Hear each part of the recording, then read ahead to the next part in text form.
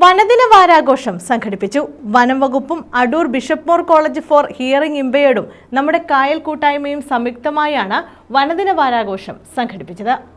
ചെറിയ വിലയ്ക്ക് നമ്മുടെ പറമ്പിൽ നിൽക്കുന്ന മരങ്ങളൊക്കെ മേടിച്ച് കട്ടൻസ് എന്ന ഒരു ഓമന പേരിട്ട് വിളിച്ച് അന്യ സംസ്ഥാനങ്ങളിലേക്ക് കടത്തിക്കൊണ്ടുപോകുന്ന ഒരു ലോബി തന്നെ പ്രവർത്തിക്കുകയാണ്. നാട്ടിൻപുറത്ത് മരങ്ങൾ വളർന്നു വരാൻ പോലും അവർ സമ്മതിക്കുന്നില്ല, നമ്മൾ തിരിച്ചറിയുന്നില്ല. നാട്ടിൻ പ്രദേശത്ത് വനത്തിന് സമാനമായ നമ്മുടെ നാട്ടിൻ പ്രദേശത്തെയും ഇല്ലാതാക്കുകയാണ് ചെയ്യുന്നത്. ഇത്തരം ലോബികളെ തിരിച്ചറിയുകയും നിരുത്സാഹപ്പെടുത്തുകയും ചെയ്തില്ലെങ്കിൽ വനത്തെ മാത്രം കുറ്റം പറഞ്ഞിട്ട് കാര്യമില്ല. വനത്തിന് സമാനമായ നമ്മുടെ കേരളത്തിന്റെ സർവ്വ മേഖലകളിൽ നിന്നും മരങ്ങൾ ഉന്മൂലനം ചെയ്യപ്പെടുകയാണ്. വനം വകുപ്പും Adoor bishop Moore college for hearing ഇംപെയർഡും നമ്മുടെ കായൽ കൂട്ടായ്മയും സംയുക്തമായാണ് വനദിന വാരാഘോഷം സംഘടിപ്പിച്ചത്. പ്രകൃതിയിൽ നിന്നും നമുക്ക് കിട്ടുന്ന വായുവും ജലവും ഒക്കെ നമ്മുടെ മനുഷ്യൻ തന്നെ മലിനമാക്കുന്ന ഒരവസ്ഥയിലേക്ക് എത്തിച്ചേർന്നിരിക്കുക. അപ്പോൾ വനം വകുപ്പ് ഇതുകൊണ്ട് അർത്ഥമാക്കുന്നത് നമ്മുടെ ഒരു കാലത്ത് നമുക്ക് വനവൽക്കരണത്തിന് വേണ്ടി നമ്മുടെ കേരളത്തിൽ നട്ടുപിടിപ്പിച്ച അക്കേഷ്യ മരങ്ങളൊക്കെ തന്നെ നമ്മുടെ ജലസ്രോതസ്സുകളുടെ ജലം ഊറ്റുന്ന ഒരു മരമായി മാറിക്കൊണ്ടിരിക്കുക. ഇതിന്റെ ഭാഗമായി ശാസ്താംകോട്ട തടാക തീരത്ത് സംരക്ഷണ പ്രവർത്തനങ്ങൾ നടത്തി. ശാസ്താംകോട്ട SHO മനോജ് ഉദ്ഘാടനം നിർവഹിച്ചു.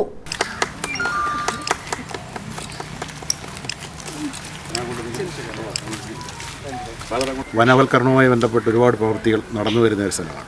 അതിൻ്റെ ഭാഗമായിട്ട് ഇന്ന് വനദിനത്തിലെ ഒരു മോടി പിടിപ്പിക്കൽ എന്ന് വേണമെങ്കിൽ പറയാം. അതിൻ്റെ ഭാഗമായി നടന്നു വരുന്ന ഈ ചടങ്ങിന് എല്ലാവിധ ഭാവങ്ങളും ഉണ്ടാകട്ടെ. തുടർന്നും ഇത്തരം പ്രവർത്തനങ്ങൾ എൻ്റെ പ്രിയ സുഹൃത്ത് ദിലീപിൻ്റെ ഒരുപാട് കാര്യങ്ങൾ അദ്ദേഹം പഞ്ചായത്ത് മെമ്പറായിരിക്കുമ്പോഴൊക്കെ ഒരുപാട് ഡെവലപ്മെൻറ്റ്സ് നടന്നിട്ടുള്ള ആളാണ്. അപ്പോൾ തുടർന്നും അതിൻ്റെ ആ ഒരു ആത്മാർത്ഥതയോടെ മുന്നോട്ട് പോകട്ടെ എന്ന് ആത്മാർത്ഥമായി പ്രാർത്ഥിച്ചുകൊണ്ട് മുൻ വാർഡംഗം ദിലീപ്, രാജേന്ദ്രൻ, ജോർജ് കുട്ടി തുടങ്ങിയവർ പങ്കെടുത്തു.